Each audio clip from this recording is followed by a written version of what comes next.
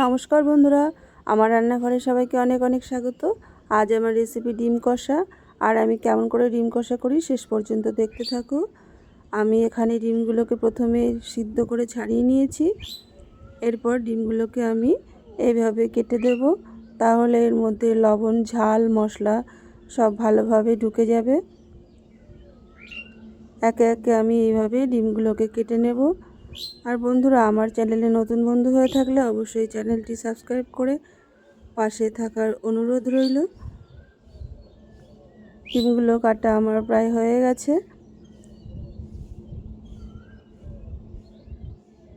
এরপর আমি গ্যাসে কড়াই বসিয়ে কড়াই গরম হয়ে এলে আমি সর্ষের তেল দিয়ে দিলাম।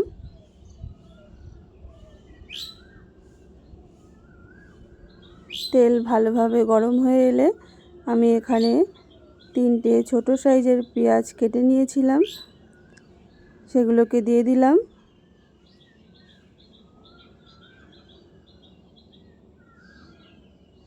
পেঁয়াজগুলোকে আমি ভালোভাবে ভেজে নেব।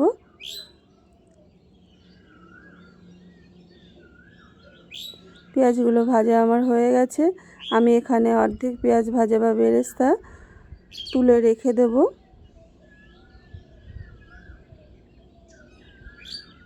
ডিম রান্নার শেষে দেব। এই পেঁয়াজের মধ্যেই আমি এখানে 1 ইঞ্চি মতো আদা, 10টা রসুনের কোয়া,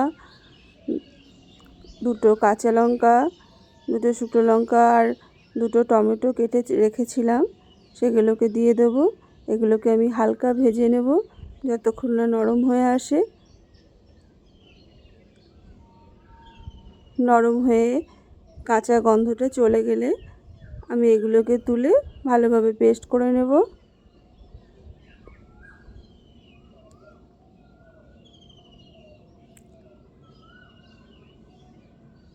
তো টমেটো, আদা, রসুন প্রায় আমার অর্ধেক রান্না হয়ে গেছে বা সেদ্ধ হয়ে গেছে। এরপর আমি এগুলোকে তুলে নিচ্ছি।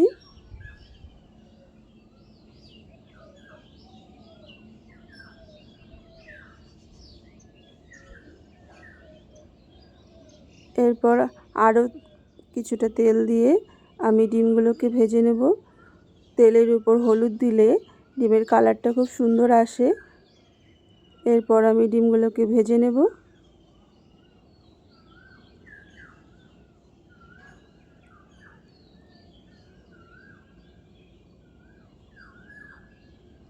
ডিমগুলো ভাজা আমার হয়ে গেছে। এরপর আমি একে একে ডিমগুলোকে তুলে নেব।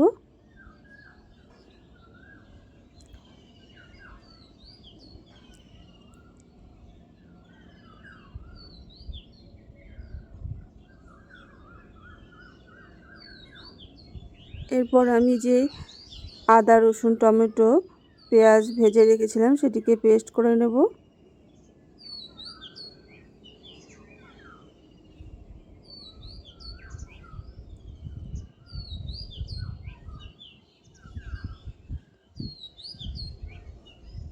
তো পেস্ট করা আমার হয়ে গেছে।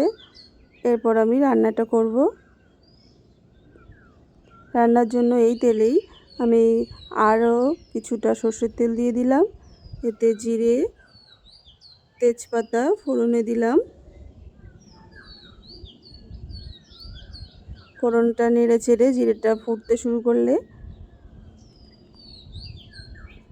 আমি এখানে ওই মশলার পেস্টটা দিয়ে দিলাম। আমি মিক্সির বাটিটা ধুয়ে সামান্য জল দিয়ে দিলাম।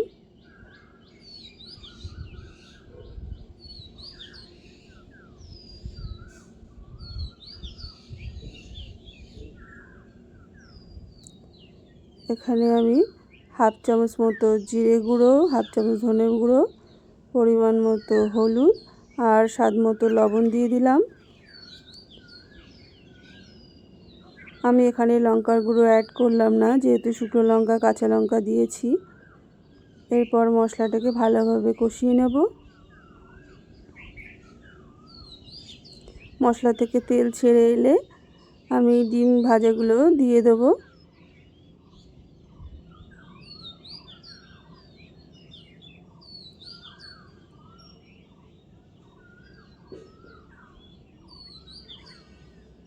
ডিমগুলো দিয়ে আরও কিছুটা সময় কষিয়ে নেব।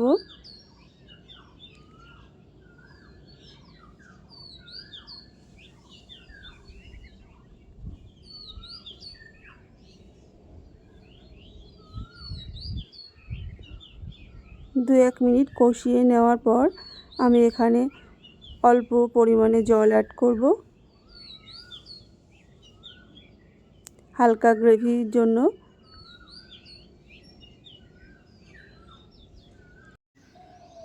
এরপর আমি ঝোল ভালোভাবে ফুটতে দেব।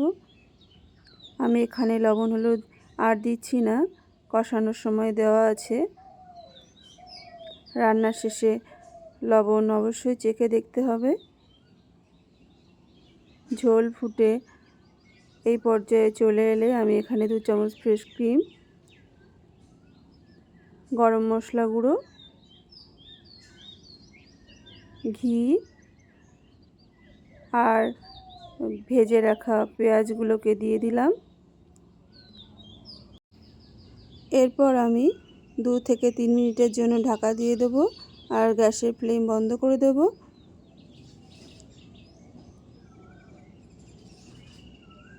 2-3 মিনিট পর ঢাকাটা খুলে